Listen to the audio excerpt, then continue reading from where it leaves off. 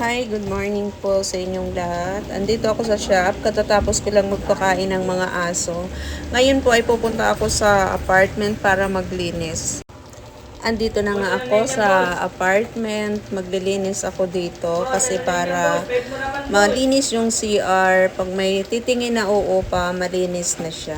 Kailangan natin maglinis-linisan natin. Nakakita ko dito ng ito yung sa pintura. Nilagyan ko ng chlorine, 2 chlorine. Saka nagdala ako kumuha ulit ako dun sa bahay ng powder na sabon. Ayun, kasi ibubuhos ko to sa CR. Malinis naman yung anidoro pero kailangan pa rin para pumutik siya. Ganito yung trabaho.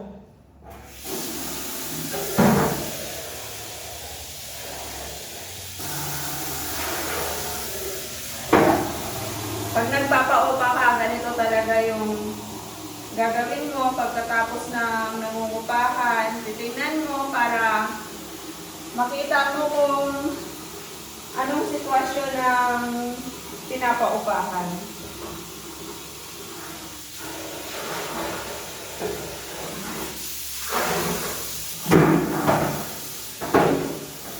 Dito okay naman. Malinis naman yung anidoro pero lalagyan ko pa rin siya ng chlorine na may sabon para malinis talaga siya. Ibababad ko siya.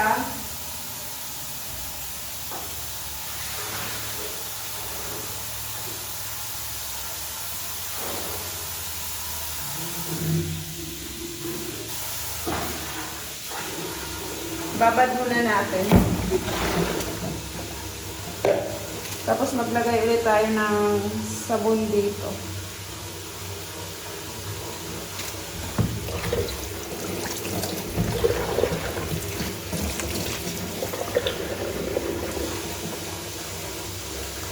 Maglagay ulit tayo ng isang chlorine, yung pisong chlorine, ito tag-pisong chlorine to eh.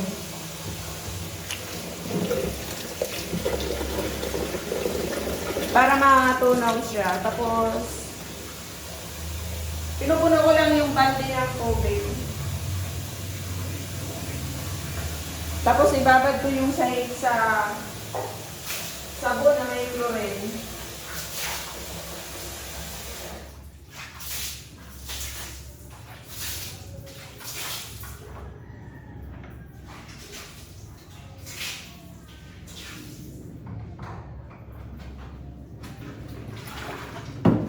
Tapos ito, hindi siya malinis.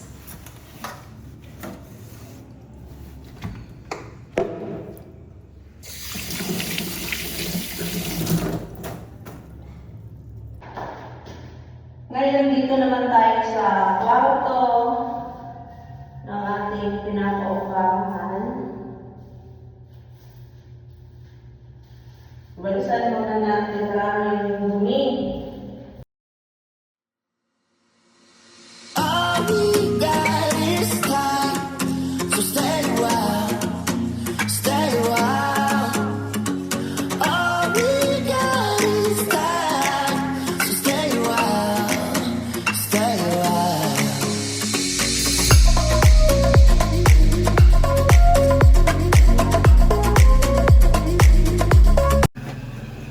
At ito asa na ang camera?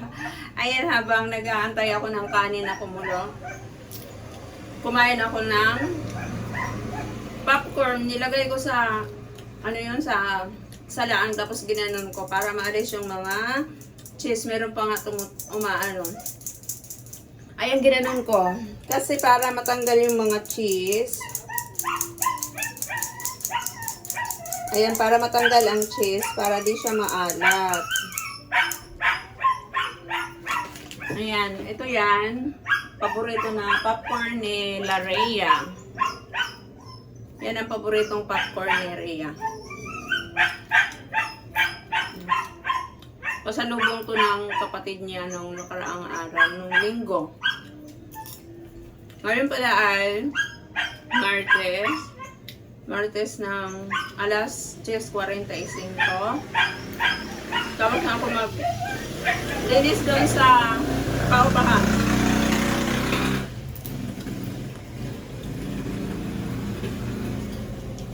Mag-aantay na lang tayo ng uupa. Nang mag-inquire. Tingnan natin.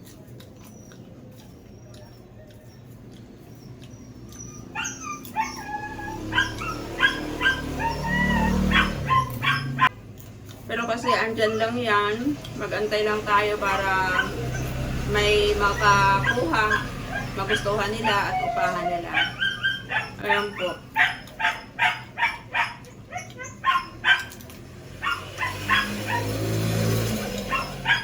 Magluto na ako. At dito na, magluto na tayo ng ating pananghalian. Kunting mantika lang to. Ayan, kunting mantika. Tapos, ilalagay na natin yung ating bawang.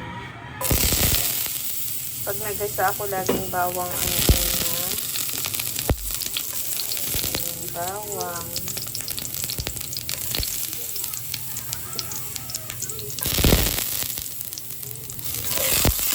Mahirap mag-isip ng ulam. Andito kasi yung girlfriend ng anak ko.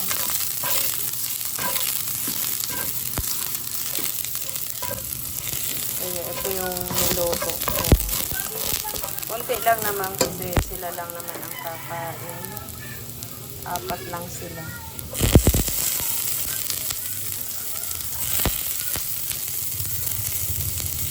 Yung ating sibuyas ilagay ko na.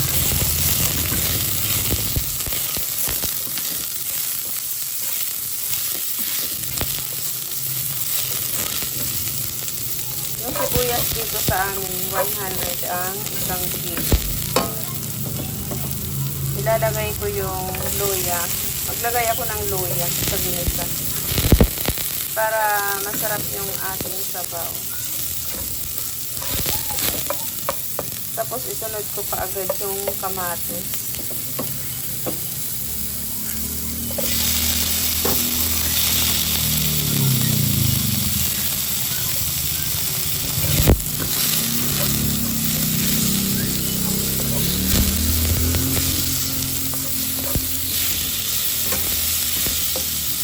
Sigurugin muna natin yung kamatis. Yung malambot na ba yung kamatis bago natin ilagay yung ating toyo. Maglalagay tayo ng toyo dito.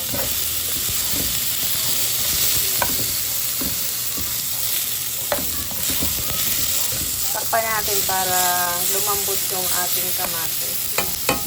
Nilagyan ko to ng takip para lumambot yung kamatis. Tingnan natin kung malambot na yung ating kamatis. Ayan, malambot na. Ipakita ko sa inyo.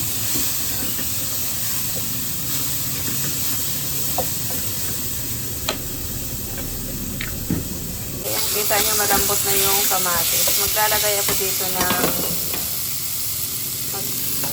maglalagay ako ng toyo. Ayan lang. Ganun lang kadami. Tapos, ilalagay ko na yung baboy.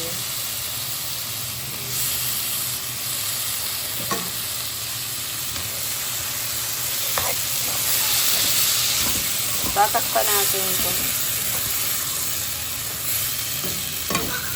Para lumabas yung tubig na galing sa baboy. Pag natuyo, saka na tayo maglalagay ng tubig para lumambot yung ating baboy. Natakpan na natin. Tingnan nyo. Ayan, may tubig na siya. Patutuyuin ko yan bago ako maglagay ng tubig. Yung galing yan sa baboy. Pag tuyo na yan, saka ko lalagyan siya ng tubig.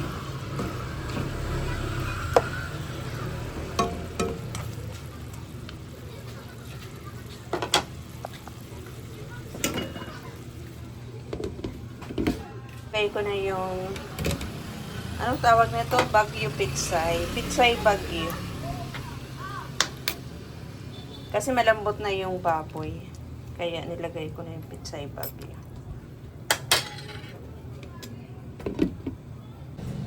Ito na yung ating niluluto. Luto na to.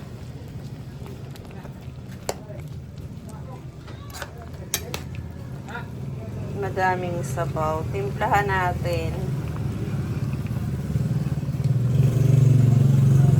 Masarap nito yung ganyan lang. Medyo half cook lang ang pagkaluto ng gulay. Okay na ang timpla. Patayin na natin yung ating apoy.